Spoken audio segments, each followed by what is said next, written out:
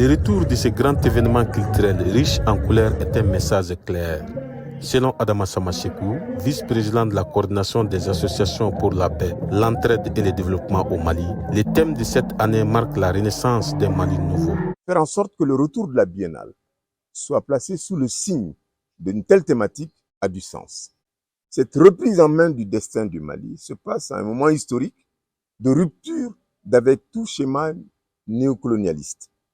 Et le Mali a posé un acte très fort à travers l'adoption de sa dernière constitution, c'est de considérer que les langues nationales du Mali sont désormais les langues officielles du Mali.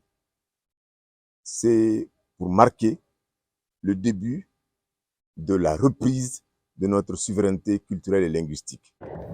Ainsi, pendant 10 jours, les 19 régions que compte le pays, ainsi que les districts de Bamako, ont étalé la diversité ethnico-culturelle du Mali.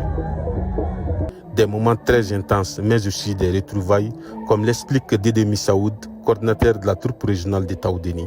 La grande découverte que j'ai faite, c'est quoi? C'est que moi, je vis avec Koutiala. Koutiala, on est dans la même cour. Koutiala, chaque matin, ils nous rendent visite. On leur rend visite aussi.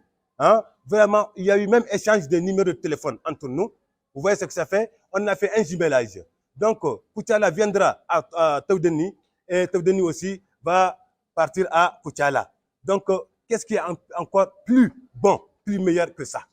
Pour les autorités communales de Mopti, l'organisation d'un tel événement est une occasion pour donner une nouvelle image dans la région qui a beaucoup souffert de l'insécurité. Amadou Kondo, deuxième adjoint au maire de la commune urbaine de Mopti, ne cache pas sa satisfaction. La région de Mopti avait besoin d'un tel événement pour se donner une nouvelle image et la biennale a été une occasion. En plus, ça a été aussi un boom économique dans la région. Sur le plan touristique, les hôteliers, les femmes qui vendent de la glace, presque tout le monde a eu sa part dans cette histoire de la biennale. Vraiment, nous souhaitons que l'État pérennise cette activité culturelle.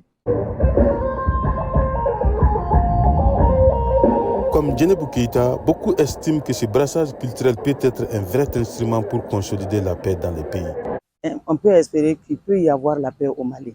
Il suffit seulement que les différentes couches se donnent la main, se comprennent, se parlent. Le problème de la paix, c'est la communication. Je trouve qu'il n'y a pas assez de communication entre nous, Maliens. Il y a des gens qui informent, il y a des gens qui déforment, il y a des gens qui désinforment. On ne pouvait jamais imaginer qu'on pouvait se rendre à Mopti sans qu'on soit attaqué. Parce que c'est ça qui était ancré dans nos têtes, qu'on ne peut pas arriver à Mopti. Mopti, c'est une zone rouge, Mopti, c'est une zone très dangereuse, il y a des djihadistes sur la route. Vraiment, nous sommes arrivés ici à bon port. Le Burkina Faso, invité d'honneur de l'édition de Mopti, était représenté par son ministre de la Culture, Jean-Emmanuel Ouédraogo. Il a été fait chevalier de l'ordre à titre étranger par le Premier ministre du Mali. Tidjani Ouédraogo, Mopti, VOA Afrique.